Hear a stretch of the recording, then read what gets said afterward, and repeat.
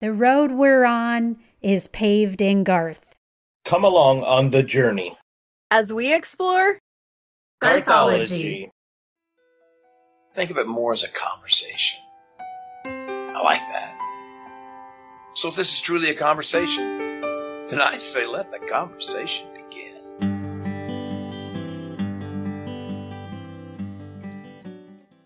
Showtime!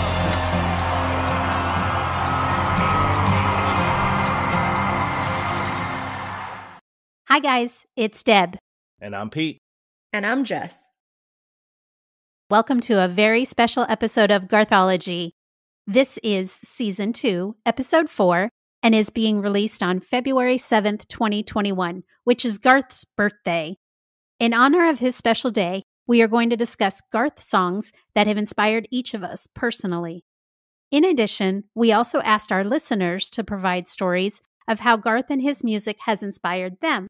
And boy, did you all respond. We are overwhelmed with the amazing stories you have shared with us. Your Garth stories have inspired us, and we can't wait to share them with all of our listeners today. We would like to thank Adam Legler for writing into our website to suggest this wonderful topic. Thanks so much, Adam. Thanks, Adam. Thanks, Adam. In addition to our listeners' inspirational submissions, each of us have picked 2 Garth songs that inspire us the most, and we will share those as well. So let's kick it off with Pete's first inspirational Garth song. Yep, so I'll go with song number 1, and the 2 songs that I'm going to talk about tonight are the most inspirational songs to me, but not the only reasons I listen and follow Garth. They are 2 of many very inspirational songs to me. One I know could change sometime down the road, but one never will. My first inspirational song is The Change. And no matter what you do, it's still the same thing. But it's not the world that I am changing. I do this so this world will know that it will not change me.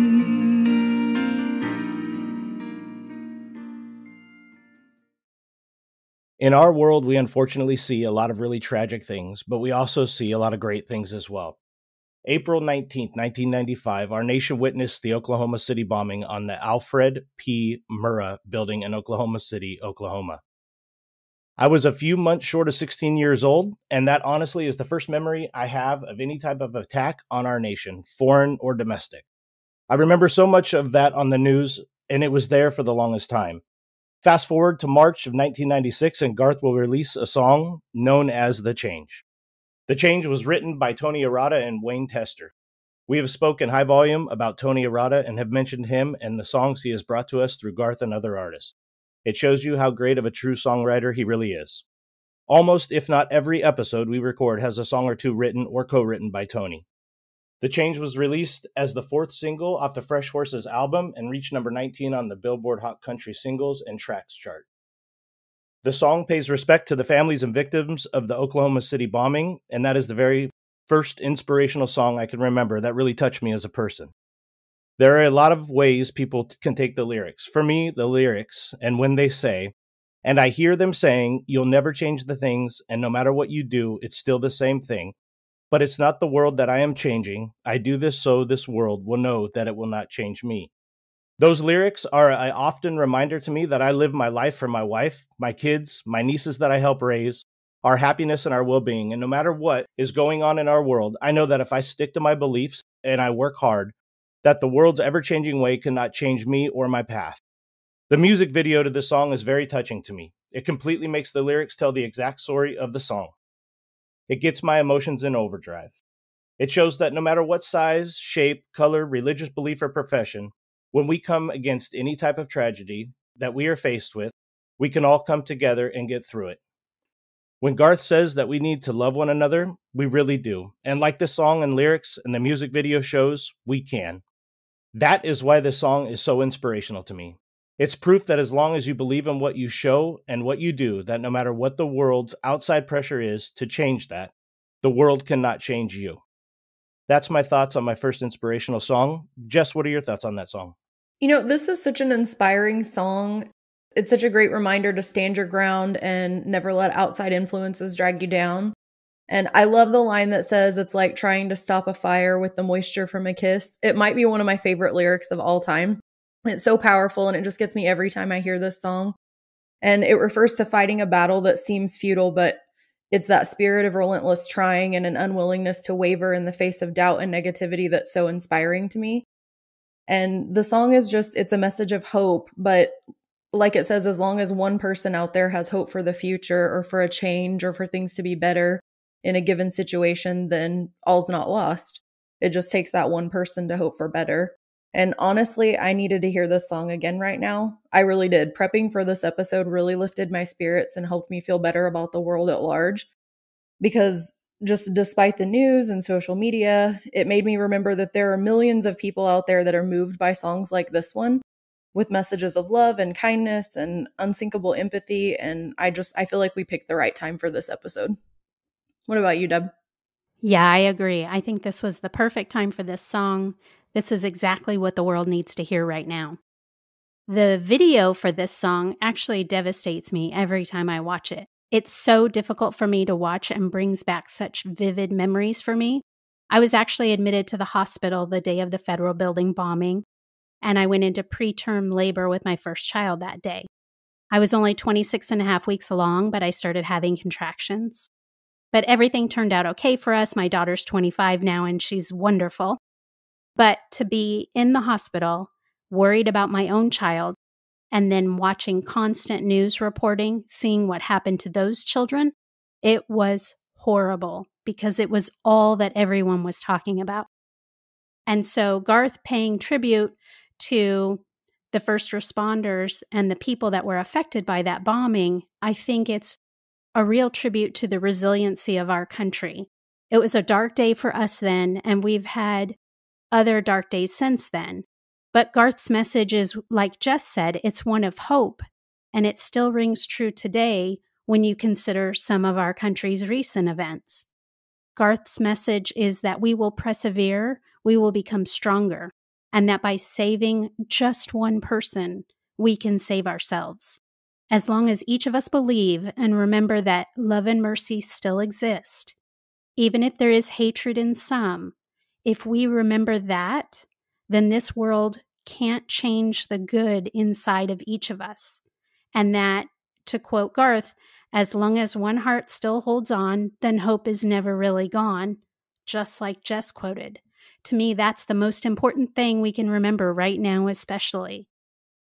It really gets me. Okay. I was here, I grew up and I was here when that happened. And I just remember the firefighters carrying the kids out. And that was like, it was on national news, but it was plastered on here forever and ever. And then they were building the monument, and it took so long. But I was in 8th grade, and there was a boy in my class whose grandmother or grandfather, I think grandfather, was there that day, was okay, but we didn't know it at the time. And so I was like I could talk about that. There's so many memories from that day because it was crazy. And because for me personally, not only to have something happen in America was shocking, and at the age that I was, and that nothing had really happened like that, but to be here, it seemed so bizarre that it would be Oklahoma just seemed so far removed from anything like that to me. Yeah, I can't imagine that. It definitely changes your perspective as a kid that, things can reach home when you don't think they can. Right. Yeah. I can't imagine being there when that happened. And now I'd like to read a submission from Adam Legler, who I mentioned at the top of the show, suggested today's theme to us. Adam writes, I came to the age of music genre preference in the early 90s when I was in middle school. There were 2 albums I decided to choose from at the store one day when I had saved up enough money to buy some music. One was a rock band that had a hit song at the time. The other was from a country artist who had just recently won a bunch of awards for what seemed like every category available. I decided to go with the country album. Little did I know that the album No Fences by Garth Brooks would begin a lifelong fandom that I still have to this day. It was the only album I listened to for a long time. Soon I discovered Rope in the Wind and bought The Chase as soon as it was released. Then I saw his television concerts. While I liked his music, seeing his live performances showed me the kind of passion and work ethic Garth had.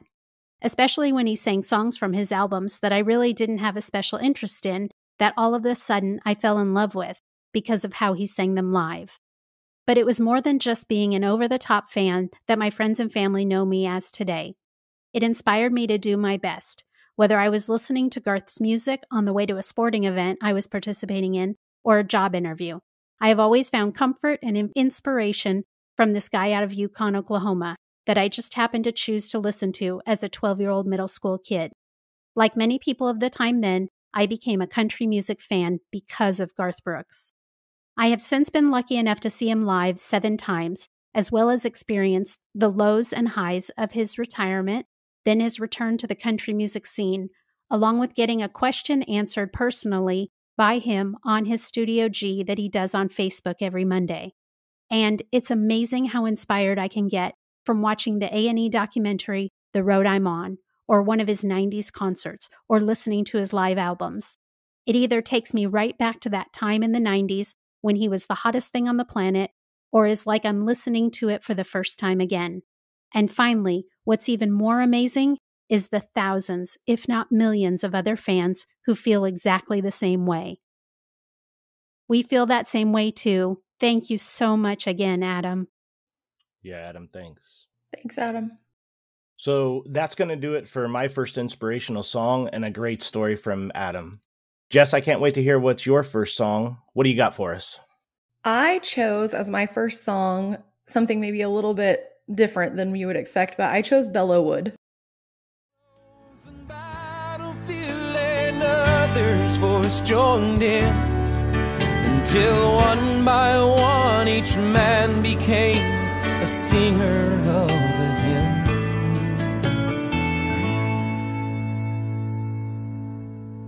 Then I thought that I was dreaming, for right there in my sight stood the German soldier beneath the falling flakes of white. This song was written by Garth and Joe Henry, and I'm not going to get into too much detail about background here because we haven't covered this song yet, but we will when we eventually get to the album Sevens. So for now, I'll just say it was released on November 25th, 1997 on the Sevens album. It was not a single, but it was notably the final track on the album, which, as our fellow Garthologists, you know means the song held a special place in Garth's heart. It's the one he chose to leave his audience thinking about at the close of the album. So that being said, I can definitely see why. I love this song dearly. It's not maybe the traditional inspiration song you'd expect me to choose. There are probably others that would rank higher in other people's opinion, for example, The River. But this song to me, while being a beautiful story song, is also a song that brings such hope for the world. And we talked about that in the last one, so I think hope and inspiration kind of tie together a lot in a lot of his songs. But this one specifically is about a World War I battle occurring at Christmas between American and German soldiers. And on this dark, cold battlefield, a German soldier begins to sing Silent Night. And even though it's in another language, the opposing soldiers can still understand the music and recognize the song as Silent Night. So the soldier whose point of view the story is told from hears his buddy whisper, "All is calm and all is bright." And he realizes that they all feel the same in this moment. They're all cold and scared and missing their families on Christmas. And in the middle of this battlefield, there's a sort of understanding that passes through the trenches. And this one brave soldier decides to stand up and sing along with this man who's supposed to be his sworn enemy. Then his courage and willingness to put himself out there inspires others to do the same, and one by one they stand and sing together, creating this connection and a sort of momentary truce. The American soldier locks eyes with the German soldier, and they have this moment where the German soldier raises his hand and smiles, and they know they're both hoping the other one makes it, and that they both live to see a day when disagreements don't have to be settled by bloodshed and loss of life.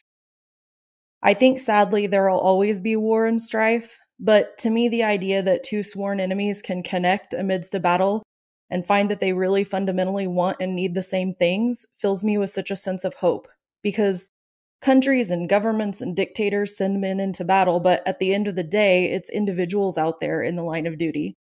And I have a little more faith in humanity on an individual level when I listen to this song. It reminds me again that one man's bravery can make a difference and can be an example or an inspiration to another person, and that can have a ripple effect even in the bleakest of circumstances. Of course, in the song, Christmas passes and the war rages on. But the fact that that brief moment in time existed at all changes that soldier because he realizes that by pushing through his fear, he'd forged an unlikely bond with someone he never would have otherwise. And I felt this huge swell of emotion every time I hear this song. And I'm so inspired by the bravery of soldiers in general for what they give and what they risk. And I'm inspired to be brave and stand when no one else is standing, because that's hard, to be the one to risk it all first. I'll never be over this song and the way it makes me feel. What do you guys think about this choice? Yeah, I'm the same way. For me, my whole focus on this song was courage. And so the courage that it took for that soldier to stand up in that trench, it honestly makes the hair on my arms stand up. Like I just get chills when I think about that, someone doing that.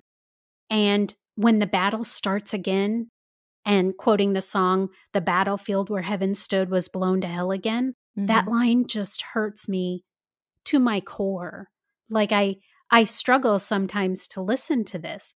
And so when Garth sang it on his CBS show for the Christmas special, December of 2020, I tear up every time I see him perform this song live. It just breaks my heart. Garth and Joe Henry have written a song that is so heartbreaking and of such significance. The courage of those soldiers, the vivid battles, remembering that each day, all of us, soldiers or not, we can choose to be better to those around us. It's such an inspiration to me, and it's so heartbreaking at the same time that I just crumble. I like ugly cry at this song. Yeah, this song to me, it's such a great song, and I can't agree more with this choice of a song of inspiration. If there's ever a song, and I know we talk about a lot, that tells a story with the lyrics, this has got to be one of the best. It just shows that a song can bring people together, like you guys mentioned, in no matter what, in any situation at any time. One set of lyrics in there that I always take and kind of doing the research on it reminded me of it. Towards the end of the song, at the end of the song, Garth sings, "But for just one fleeting moment, the answers seem so clear. Heaven's not beyond the clouds, it's just beyond the fear. No, heaven's not beyond the clouds, it's for us to find right here." Those lyrics, it just reminds me that, I know the story of the song, but realistically, if there's something in life that we're looking for, it's never too far away to obtain. We just got to make sure that we look in the right spots, and you find that connection, like you said, Aunt Deb, around the people that are around you. If we could just, no matter what, we all have the opportunity to get along with everybody. We just have to be able to be willing to see eye to eye and accept that everybody's got an opinion. Whether you agree with it or not, everybody's allowed to have their own opinion. So that's what I got from the song. I love it. I love this. Did you guys know there was a Belleau Wood battle? I think, wasn't it? It was like actually a World War I, and was it Christmas Eve though? It wasn't. It was actually fought in June of 1918. It was called the Battle of Belleau Wood, and it occurred against Americans and fighting the German units. I never knew that until I started looking into this song. Very cool. I didn't look a lot into this song. I just listened to it over and over. It's one that when it comes up on the playlist, I just cannot stop listening to it. Yeah. Well, and like I said, we will definitely cover it when we get to sevens. So we'll do some more research into where the song came from. And good news is we get to listen to it again then. Yeah. Darn it. We have to listen to it again. Right. Yeah. Now we want to share a story from a gentleman we met on Instagram, and his name is Jim Gegner. Jim was nice enough to share an audio story of how and why Garth inspired him. If you guys are on Instagram, please head over and give him a follow. You can find him at Garth Covers. Please enjoy his story. Hey there, Garthology listeners. My name is Jim Gegner, and I would love to tell you how Garth and his music has inspired my life. When I think about how that is, only one thing immediately comes to mind, and that's my grandma Jo Morris. Mama. She'll always be Mama to me. I was her first grandchild, and we always used to listen to Garth's first album over and over again. We used to sing If Tomorrow Never Comes on the couch a cappella together, just because I loved music so much and she loved to see how much it made me smile. As I got older, I realized how cool it was that she wanted that to be our song. because she never wanted me to doubt her love for me. My grandma had a way of loving like very few people on earth do. When it came to getting diamonds and gold necklaces and things like that, it was worthless to her. But a warm embrace, that was priceless. When she passed, I started to think about how I could honor her and kind of keep our relationship alive in a real way. And I decided once a month I would take an acoustic guitar and a folding chair up to her gravesite, and I'd sit down with my guitar and I would sing If Tomorrow Never Comes to her, just like we always had on the couch. With COVID, it kind of slowed down a little bit, just getting out and everything going on, but I'll definitely pick it back up again because it's a way of keeping us connected in that way. Years and years after If Tomorrow Never Comes came out, Garth released another song that meant the world to me and hit me in a different way, and it immediately made me think of her again. Garth put out the Double Live album, and he had a song for his mother called It's Your Song. And I know a lot of people think about that as Garth standing on the stage and honoring his mom. But when I heard the lyrics, it just meant something different to me. Standing in the spotlight on a perfect night was standing outside, just on a warm evening, looking up at the stars, knowing she's out there watching me, listening. I remember when I was afraid, she would be there for me and give me the courage that I needed to be inspired or work hard in life. And she found the melody in me that came from her heart. And it brought me to a place where now in life, I love like she has loved. And I'll always be that kind of person. It was her song that gave me wings. I'd like to play a little piece of that for you on acoustic guitar in honor of my grandma tonight.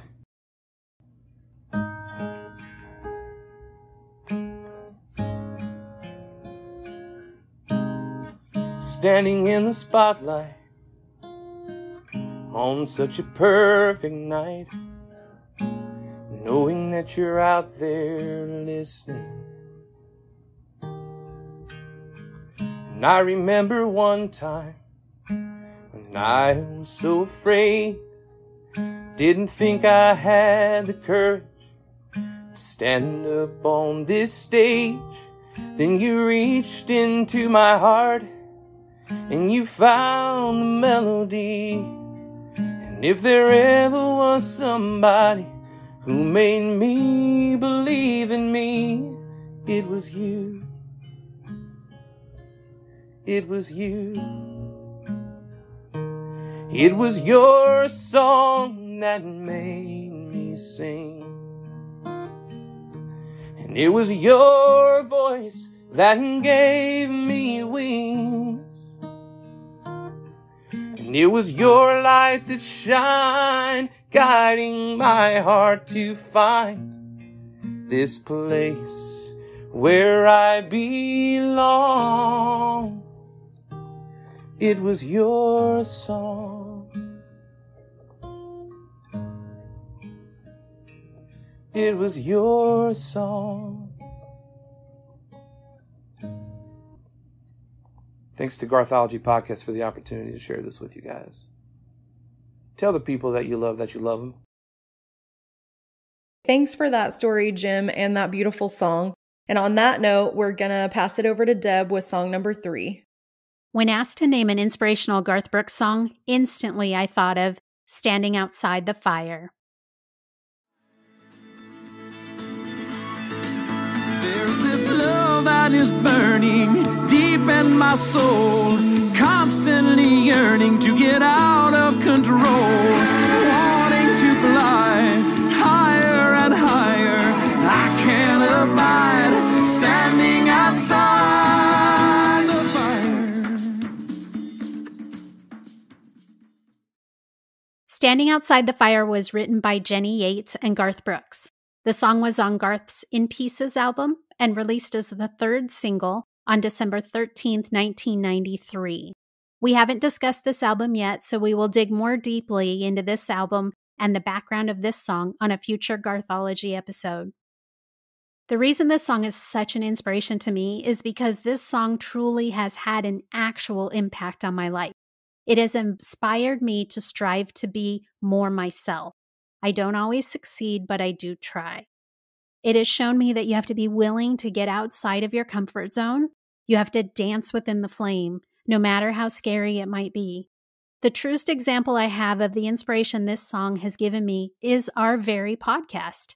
Just 6 months ago, I never would have imagined that I would ever record my thoughts into a microphone and put it out there for anyone to hear. By doing this, we have jumped right into the fire. And we are those who chance the sorrow and the shame that always comes with getting burned.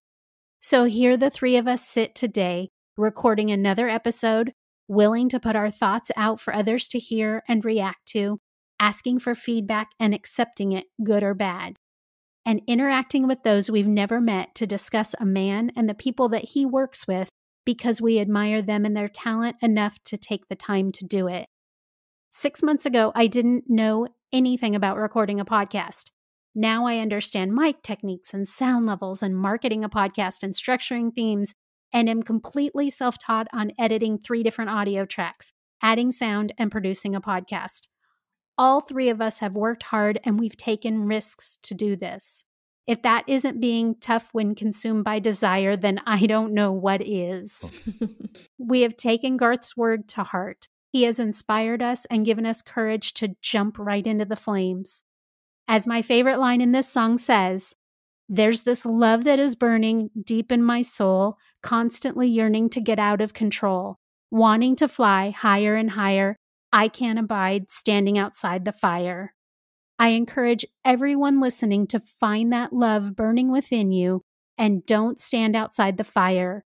Do something within the flames, even if it's scary. Pete and Jess, what do you guys think about it?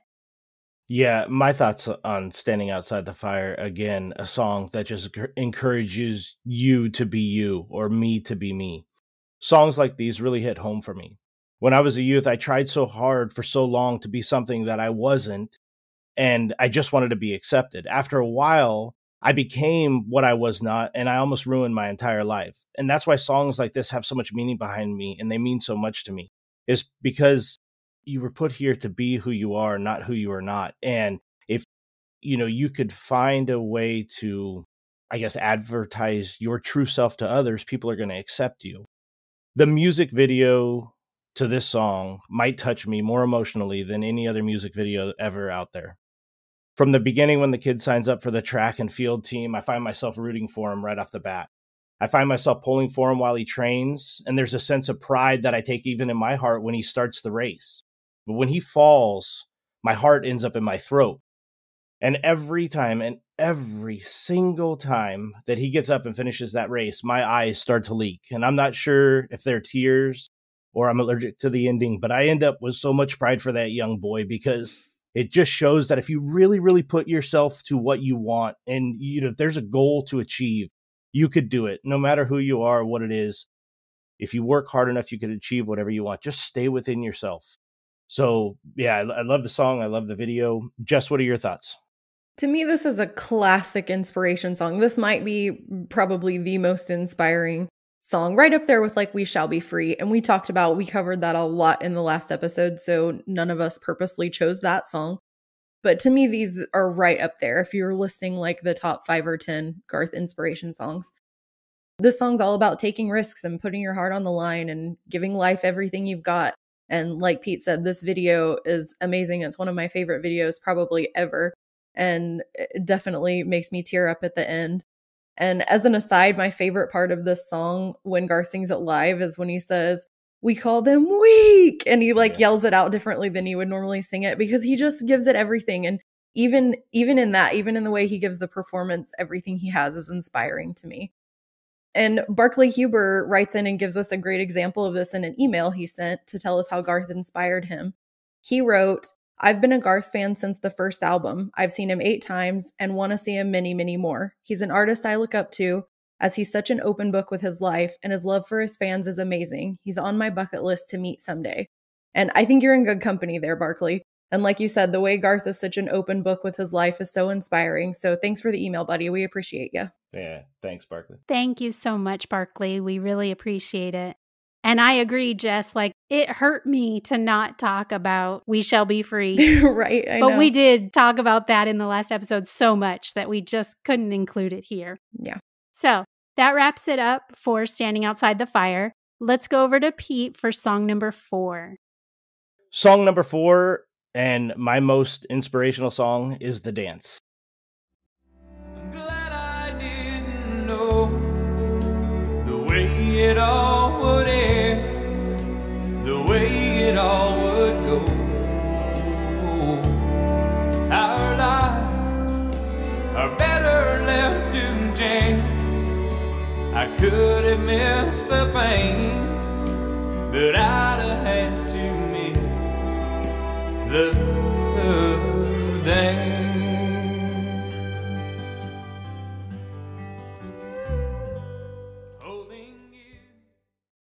The Dance we've talked about many times before, written and composed by Tony Arata and recorded by Garth Brooks.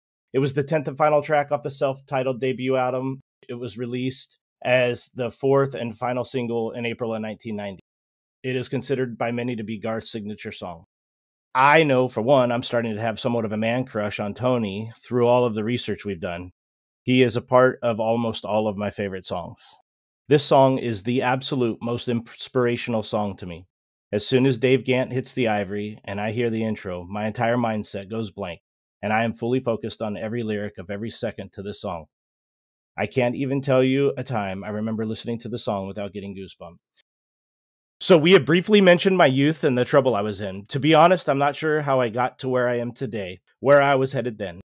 From the day I turned on Garth and his music, the song has been a major motivation to me. I may not listen to the lyrics the same way as most. I know what the song and the lyrics mean, but I also know what they mean to me. The second verse, and now I'm glad I didn't know the way it all would end, the way it all would go. Our lives are better left to chance. I could have missed the pain, but I'd have had to miss the dance. First and foremost, with that verse, I think about my wife and I, where we were when we were teenagers and I was in trouble. She stayed with me every minute of every day to make sure that I knew that she would be there until the end. I had no idea where it would end and the way it would go, but I knew she was going to be there, and there was no way I would miss our life, the life we have made in our dance. Okay, this is going to get bad.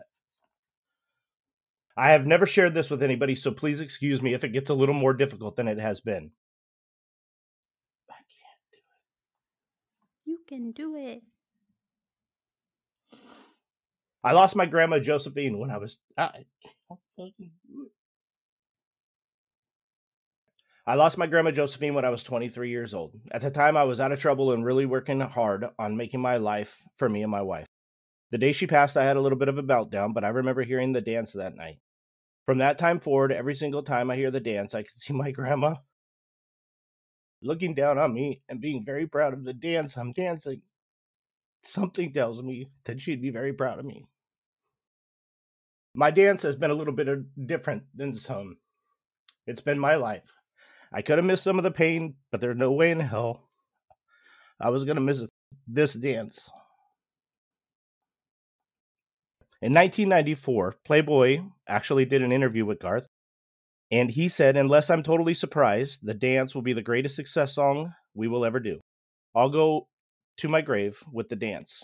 It's probably always going to be my favorite song. To Garth, I say, it will always be my favorite song. And thank you for not passing on the dance." Jess, I know we all love this song. What do you have to add?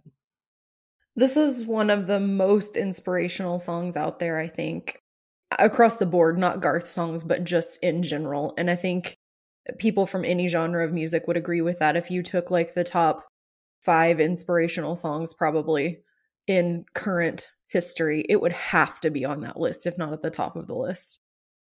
This song inspires me to be grateful every day of my life and every day for my life and everything in it, good and bad, because without both sides of that coin of your life, you wouldn't be where you are today. And I specifically wouldn't have the people in my life that are in it today, and I would never choose to change that in a million years. And I think, probably there would have been a moment in your life that would have made you have that realization, but I think hearing the dance for the first time was that realization for so many people, to just stop and make you think about, like, would I really change things if I could? And I feel like most people wouldn't, because there's always people in your lives now or situations that you're in now that you wouldn't give up to change anything else that came before.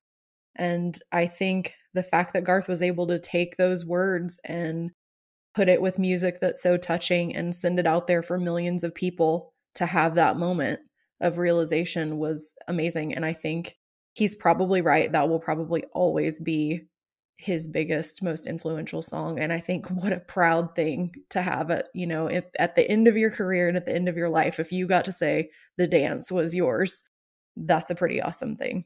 What about you, Deb? What do you think? Yeah, I agree. To me, this is his most iconic song, and it always will be. And like you said, I could live a satisfied life as an artist if this was the one and only song I'd ever put out. Yeah. To me, it would be well worth the life that I spent. And I still can't believe that for a while there, this was a song that no artist and no record label would touch. Like, that's just shocking to me. Yeah, that's crazy. I just don't understand that. And to Pete, I just want to say that my mom would be very proud of you. So I think that you're right there. Oh, y'all are killing me. Sorry. That's okay.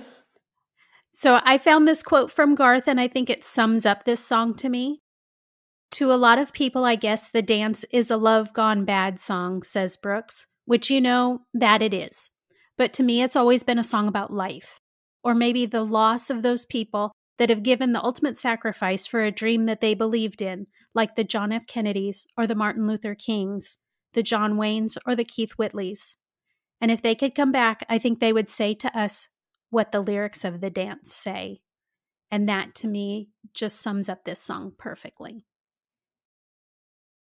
So now I would like to read a tweet story that we received from Jeremy, aka Fences23 from Planet Garth, out of Palm Springs, California.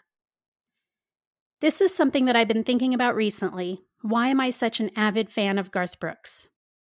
I've been a fan since I was a kid, driving around with my grandma. When the Thunder Rolls came on the radio, she said, "Oh, listen to this guy. He's going to be a big star." At the time, I was a Randy Travis fan. That was my guy. Still is, actually. But there was something different about Garth from the very beginning. The thunder. Who put thunder in their songs? I thought that was so cool. I was about 10. We didn't have TV growing up. I should clarify, we didn't have cable. So I wasn't aware that Garth had released a TV special on NBC. Once again, Grandma to the rescue. She had taped the whole thing, commercials and all. For the first time, I got to see a Garth Brooks concert. It wasn't just the rope jumping or the guitar smashing, because it was all of that. It was. When Garth looked into the camera at you, it was as if he was looking right at you. I felt special every time I rewatched that show, and I watched until the tape broke. True story. I received This Is Garth Brooks 2 the same way, except the beginning of Standing Outside the Fire was cut off, only the very beginning. If you've ever seen it, the entire stage erupts in flames, and Garth literally walks through the flames. When I saw the fire, it cemented right then and there, for me, this dude was the best. Though he didn't smash guitars, he did play the sax, sang the blues, and flew across the damn stadium. The first CD I bought with my own cash was Fresh Horses.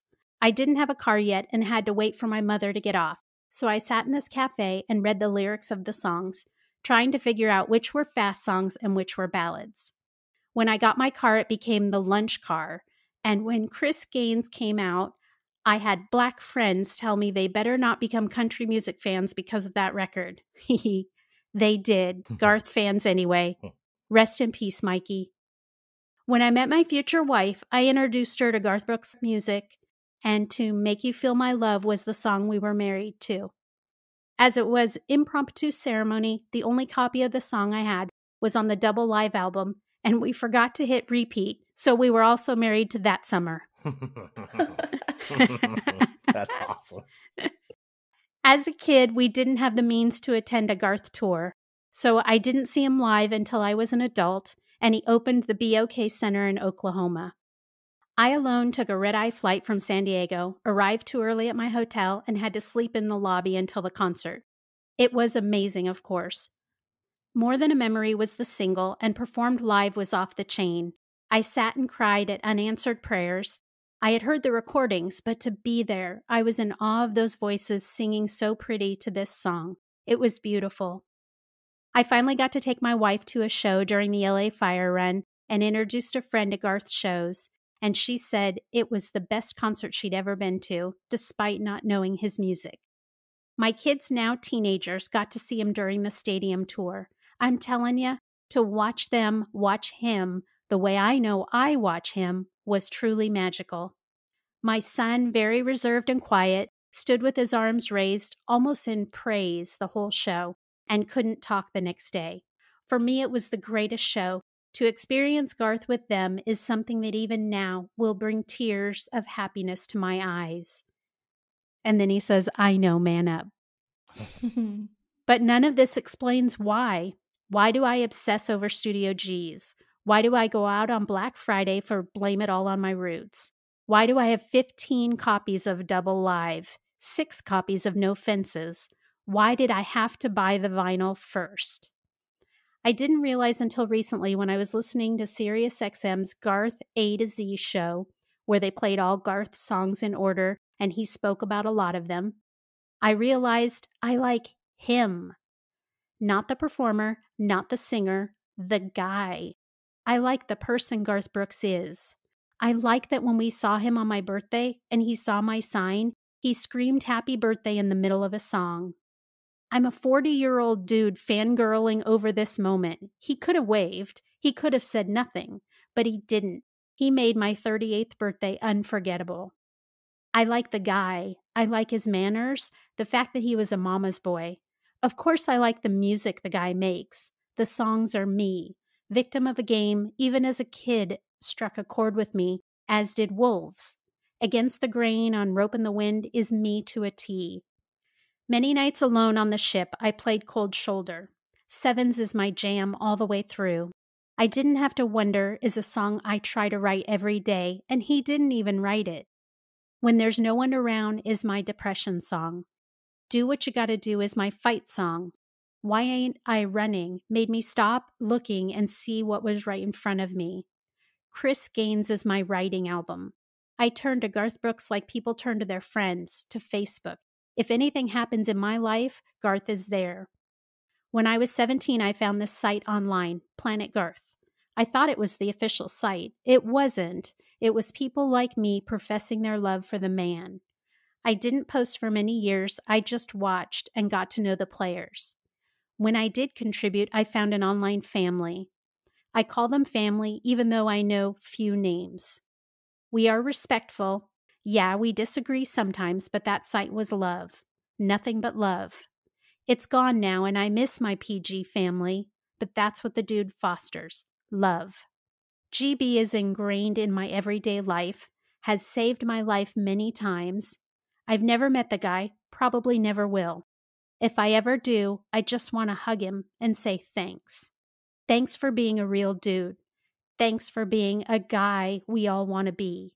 Thanks for saving us. Thank you, sir. Sorry. Yeah, just so he knows, I'm 41 and I fangirl too. But I could agree. Turning to a lot of Garth's music for, different things that go on in life. I think that's, I think a lot of us do. Yeah, that was an amazing tweet that wrapped up, I think, how a lot of Garth's fans feel, for sure. Yeah, he did real well there. Thank you, Jeremy, so much. Yeah, that was awesome. Yeah, thanks for that. That will wrap it up for the dance and Jeremy. Jess, your first song was a great one. What do you have for your second one? Well, once again, I chose something that's maybe a little off center, but I decided to go with Last Night I Had the Strangest Dream. Last night I had the strangest dream I ever dreamed before. 'Cause I dreamed the world had all agreed to put an end to war. This song was written in 1950 by Ed McCurdy, and there was also a really folksy sounding version of the song released by Simon and Garfunkel. It had a lot of banjo and that type of sound. And I wasn't familiar with it before my research, but I did give it a listen to prepare for the podcast. And I do know there are several other versions, including one by Joan Baez, but Garth's is the only one that I had listened to. It was the first version that I ever heard and the one that I'm familiar with. So his version was released November 25th of 2005 as part of the Lost Sessions album. And this was another final track. So again, it was the song that Garth chose to end the album with.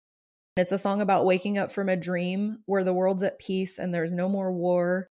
And this song, again, might be considered one of hope more than inspiration per se, but I do find that hope inspiring, if that makes sense.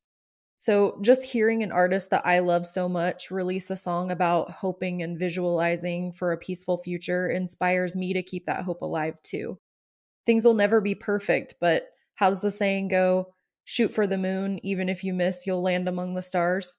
So even if we don't get world peace, which I don't personally believe we ever will, we can still shoot for it and hope that we land somewhere better than we are now. When all the voices join in with him toward the end of the song, it's just this powerful, uplifting moment. And it almost reminded me of like a Christmas hymn, like late at night at church, or a really timely anthem, like if you've ever been at a game where they did a national anthem, or just anytime something like that where everyone's together and everyone's singing and the music swells and it's emotional and touching. Like that's what the end of that song is like to me. Every time I hear it, when all those voices join together, it's like that moment for me. And I know this is kind of a lesser known Garth song, but were you guys familiar with it or any version of it at all? I wasn't very familiar with it. Garth's is the only version that I knew. I didn't realize that Simon and Garfunkel and Joan Baez had done it. I found that out in looking into it this time. But I think the Lost Sessions kind of got past me. I only listened a couple of times. So I wasn't very familiar with this song until you said you were going to talk about it. And then I listened to it quite a few times. And I love it. It's beautiful. Garth can take any song and he pulls at my heartstrings every time. And I adore him for that. I also curse him for that sometimes because sometimes I can't get my emotions under control. But I really enjoyed this song. I really like it. And it's a beautiful sentiment. I wish, like you, I think that it would be this country, our world is hard pressed to ever imagine a time where there aren't wars. But I like the idea of it. And I appreciate Garth recording this song and putting it again out into the world and asking people to consider that maybe if we're all just good to each other, then the world as a whole can only get better if we do that. Yeah. So, but it's a great song. Yeah. My thoughts on last night, I had the strangest dream, run deep. I have had a lot of friends who have served in the military, and to be honest, the Navy was a big part in saving my life. I understand the need for our men and women of our armed forces. I also understand the sacrifice they give for our freedom. I pray that this song could come to actual life one day and we would never have to see war again. How great would it be to know that every country, every nation, every person on earth would be an ally. This is a great song with a lot of history behind it, and I can't agree with you guys more on what you guys said. Jess, thank you for picking the song. It's another good one that I didn't listen to a whole heck of a lot, but I really enjoyed doing the research on it, and it definitely, I could see how it's a good inspirational song. Now I would like to read a couple inspirational stories from some of you Garthologists on our Garthology Facebook post. First from Carolyn Wokash, and if I messed that up, I'm sorry, but she wrote, just to inspire me to be happy for a little while. The second one that came in was from Heidi Wagaman, where she wrote, the thunder rolls and the dance. Garth Brooks Fan Club, you are my father and my inspiration and connection. We love you to the stars. The third from Jaron Kraft Huey wrote, I love how he always gives thanks to God for his gift. I like that he is always grateful to his fans. He seems like he is just an ordinary guy. His music has done so much, whether it be a fun beer drinking song or a ballad. When I am sad or having a tough day, his music brings me out of my funk. Fourth is from Justin Frankie, where he wrote about Garth's retirement, regretting that I missed out on concerts before he retired. Then I too finally got to see him after his return to touring, and it was all I ever dreamed of and more. Saw him 3 times on tour in Oregon and Washington, and then again on the stadium tour in Eugene, Oregon. I lead worship at a church and play the Takamine GB7C that Garth played for years because Garth was the reason I ever wanted to learn to play. God bless. Thanks for sharing your story, Justin. James Gilbert wrote, just thinking back tonight to when Garth retired from touring, I've listened to and been obsessed with Garth since I was 10 years old in 1990, but didn't get a chance to see him live during the first go-round. It ate me up for years as I turned into a young adult and still dwelled on the fact I never saw Garth live, but was so grateful that he had promised his fans that he would be back. He said, I promise you, if you'll wait for me, I'll be back. I took those words to heart, and when I finally got to see him in Pittsburgh in early 2015, and then again in my home state of West Virginia in the late 2016, my dreams came true. Thank you, Garth, for being so good to your fans. You're loyal to us, and you take care of us as no other artist can. Garth could charge $100+ for nosebleed tickets, but yet he keeps everything from tickets to merch very affordable for us. Thanks, Garth. You're the best. Sorry for rambling, you're all. Thanks for listening. God bless. Thanks for all those messages, guys. We're going to move on to the final song of the episode. So here's Deb with song number 6. And my second and last inspirational Garth song is People Loving People.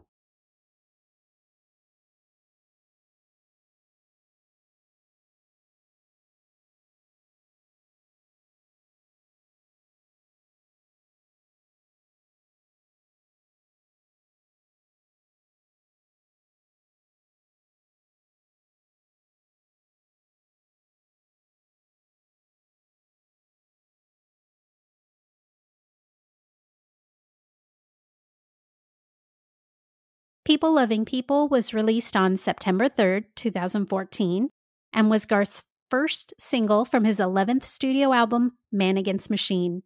It was written by Michael James Ryan Busby, known professionally as Busby, Lee Thomas Miller, and Chris Wallen. This was Garth's comeback single after retiring from music in 2000 to raise his daughters. For me, this song is inspirational because, again, Garth points out that the solution to many of the world's problems is right in our own hands. A community can bring peace to its own members by remembering that we're all in this together. The solution is so simple. It's just people loving people. That's the enemy of everything that's evil. Just imagine a world today where we are all accepted. We all accept each other's differences. We embrace them. We don't fear the other. And we just love each other. If you look across Garth's most inspirational songs, he is reminding us all that love conquers all, that accepting each other and embracing our differences will enable us to live as a community built around and for each other. That's all we have to do. It's just that simple. What did you guys think of this song? My thoughts on People Loving People are very simple. It shows that the true remedy for success in our world starts with you and me. If we find a way to love one another, no matter what the color of our skin is, the religious belief we believe in, the size of our clothes, the interest in our favorite hobby, no matter the difference, if we just love one another, we would live in a hate-free world. We've seen recently a lot of hate in our world become so obvious. And being at home, with COVID and not being able to get out, you're stuck in front of the TV and news, social media, whatever it might be. I play golf with some guys who have different, one of them is for the Democratic Party and the other one's for the Republican Party. And it seems like every week that we play, they have a debate. And although they're able to debate it and get through it, when we bring friends in, sometimes it starts to get out of control. And I think it's because people have so much time to just sit and see what's on the news today. And, with COVID, there's two things that I'm really sick and tired of. I'm tired of the unknown of this virus and the argumentative attitude it brings out in a lot of people in our world. People ask me all the time what I want when this is all over. My answer is always, I don't want to wait any further. I want to learn from what we've been through. And I simply just want people to learn to love one another again. Because I think, like you said, Deb, if we could all just learn to agree and love, a lot of the world's problems could be solved just so simply. But, you know, it's out there. We've done it before. I really believe that we could do it again. I love that song. Love it. Jess, what are your thoughts? I love this song as well. I never connected with it like I did with, say, We Shall Be Free. And I'm not sure why that is, because it's catchy and it's a great message, but sometimes there's just no accounting for what grabs you or doesn't. But that being said, I can absolutely sing along with this song word for word, and I absolutely love what it has to say.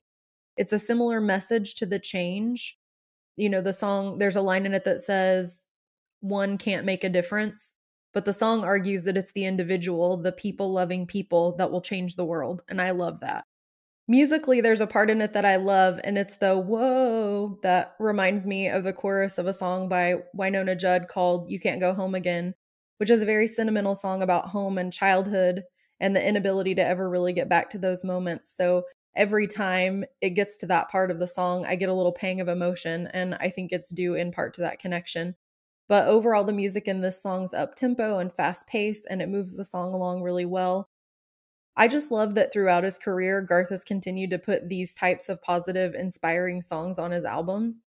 He makes room for substance instead of just cramming the album full of moneymakers.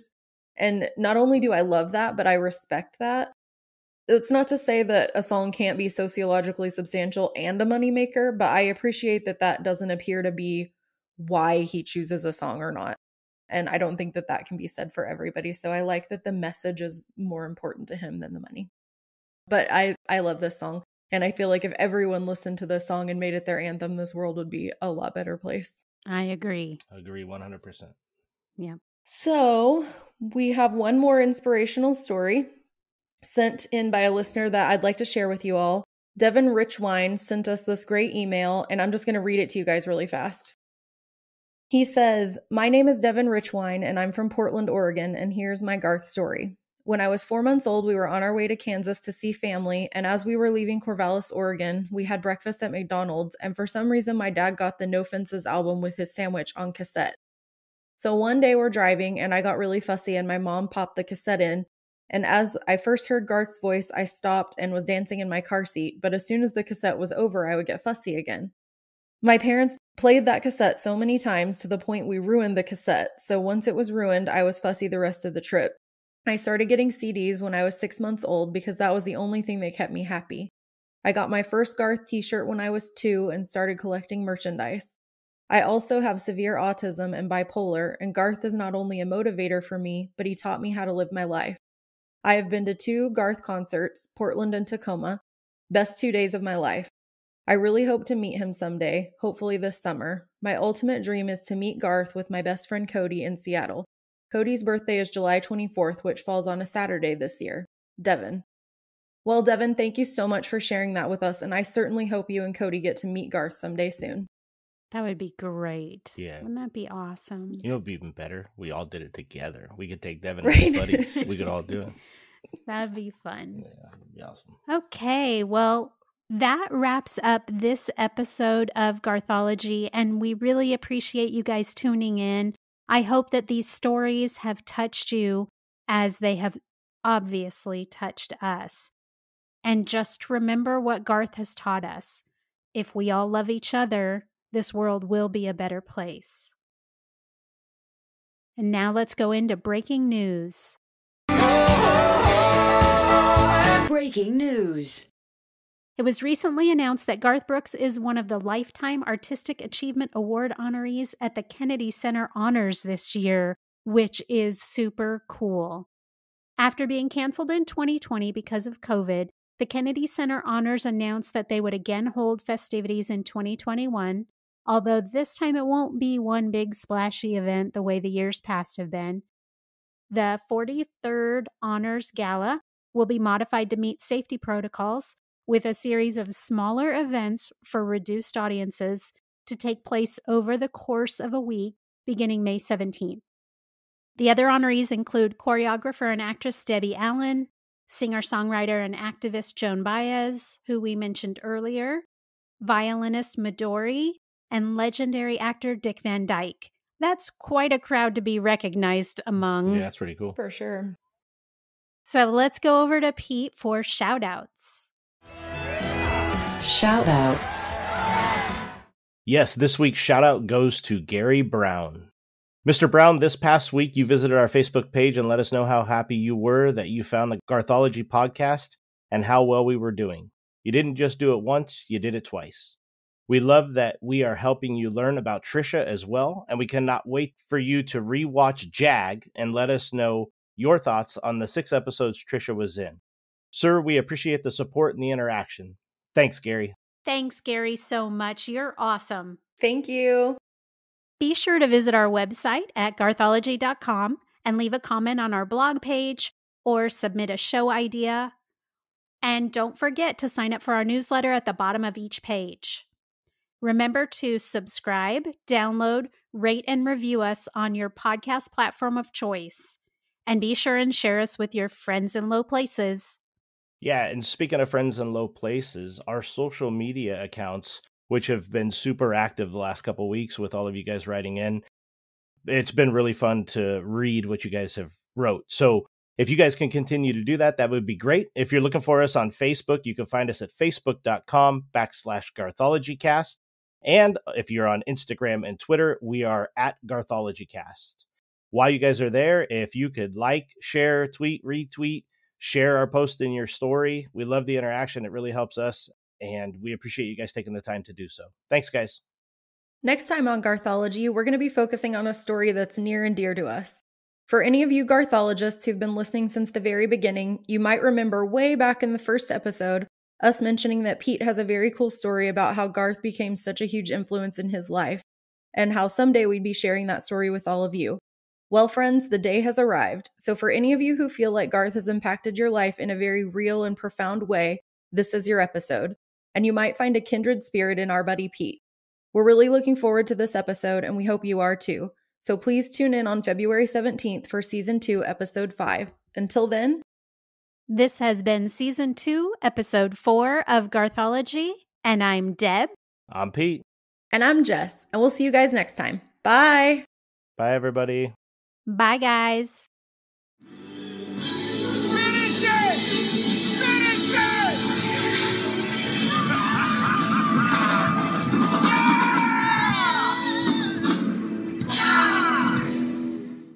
I got a new desk. I'm not on a crafting table anymore. I love that he got a new Mac and he's like, I got a new desk. I can put it on the hood of my car. I'd be more excited about the computer.